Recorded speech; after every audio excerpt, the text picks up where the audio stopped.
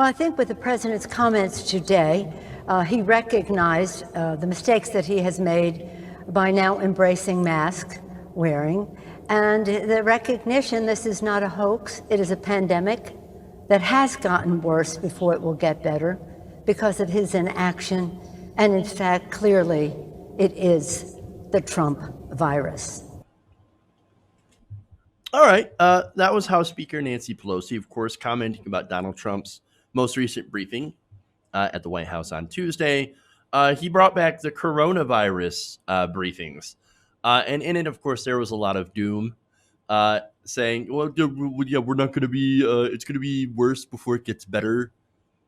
Well, that's funny. I mean, we're worst out of basically every single country when it comes to coronavirus. And now you're saying, oh, it'll be worse before it gets better. Well, now, wait a minute. Before you were saying that, oh, don't worry, it'll just disappear like magic. Yeah, in the summertime. Yeah, okay. So, look, that was, of course, Donald Trump's first coronavirus briefing. Since it became obvious that it's not just going to go away. In fact, he's now saying the same thing that I've been saying. It's going to get worse before it gets better. If only there was someone who had been in charge, who could have done something to ensure that we had flattened the curve as a country, perhaps enacted some policies that would help people economically weather this virus while also being able to keep themselves, their families, and their communities safe. If only there had been some sort of person in such position of power, Donald Trump, who would set an example for everyone else by wearing masks and telling people to wear masks. Like perhaps maybe someone who had been chosen by the plurality of people. But of course, we don't seem to have that. Too bad. In fact, Nancy Pelosi is going to go a little bit further in this next video. Here it is. If he had said months ago, let's wear masks, let's socially distance instead of having rallies and political whatever they were, then more people would have followed his lead as the president of the United States. What you're saying is that thousands of Americans have died because of what the president has done or not done. Is that what you're saying? Yeah. Yes, that's what I'm saying. I think it's clearly evident. Oh, Jesus, thank God. Finally. Look, you guys know I'm not a Pelosi fan. I'm guessing a lot of you aren't either. At least, those of you in my core audience. In fact, I love it how the writer for The Hill calls her, criticism, which is 100% true, by the way. They said it was one of the strongest rebukes yet of Trump's handling of the pandemic. I'm sorry. Do they ever even listen to independent media? No, of course not. Of course not. This has been an absolute debacle. So, yeah, saying that Donald Trump is definitely on the hook. Thousands of people did die because of Donald Trump's disastrous response. 100% true. It's not a strong rebuke. It's facts. It's facts. He has the blood of thousands of people on his hands, and many more will if he continues to adopt the policy of trying to send the kids back to school before they're ready. I mean, look, in the fall, right? We're not ready for that because COVID cases are continuing to rise. Even if we all adopted wearing masks right now, doing the social distancing, which I doubt is going to actually happen, even so, the time that it will take for the cases to fall and flatline, flatten that curve, will take longer than just the fall. He's already looking to send kids back to school next month. No, unacceptable. Kids are not ready.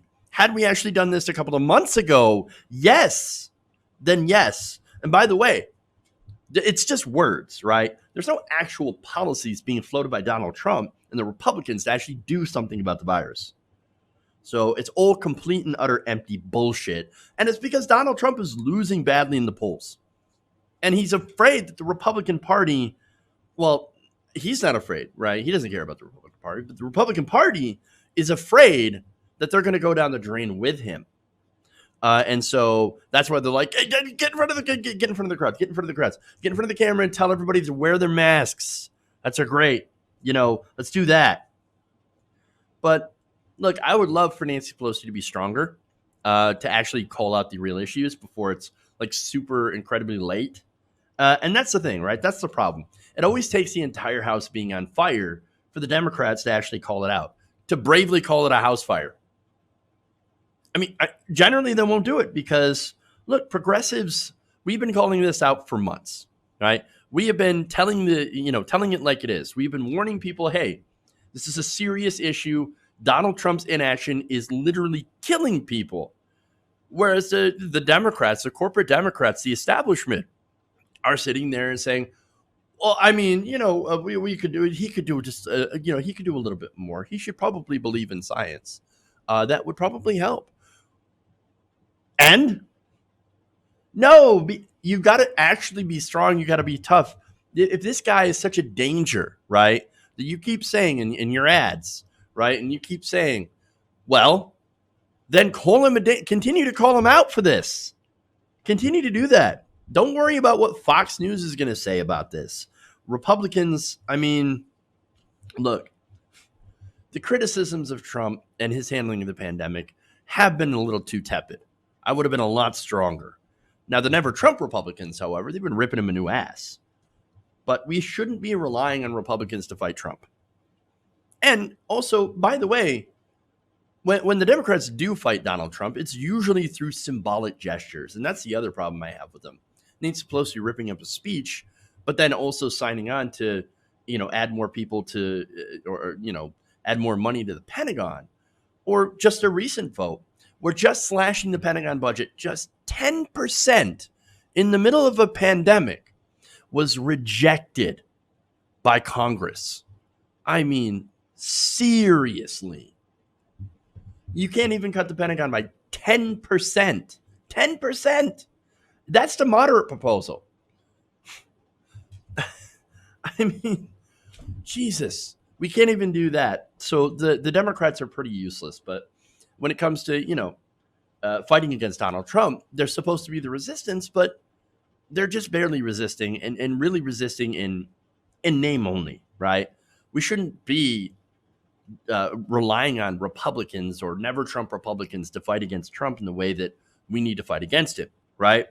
And besides, that once Donald Trump's gone, they're going to turn that right back around on progressives, right? Or worse, they're going to continue to turn the Democratic Party into the Republican Party of 25 years ago. No, we don't want to go in that direction. But hey, Trump virus. Hey guys, hopefully you enjoyed that free video. Now I'm going to have to ask you a favor. Between the demonetization and the YouTube algorithm messing around with view counts, etc., we're having a hard time adjusting to the new YouTube reality, which is where you guys come in. See, we have a patreon.com/TYTNation set up to help us rely on you guys, the viewers, instead of big corporate ads. Look, you know the show. You know I'm not in favor of big corporations anyway. So help us transition away from relying on the ad model to pay the bills and sign up to be a patron, patreon.com/TYTNation. That goes a long way to help us keep the lights on. And you guys will know that you're supporting independent progressive media.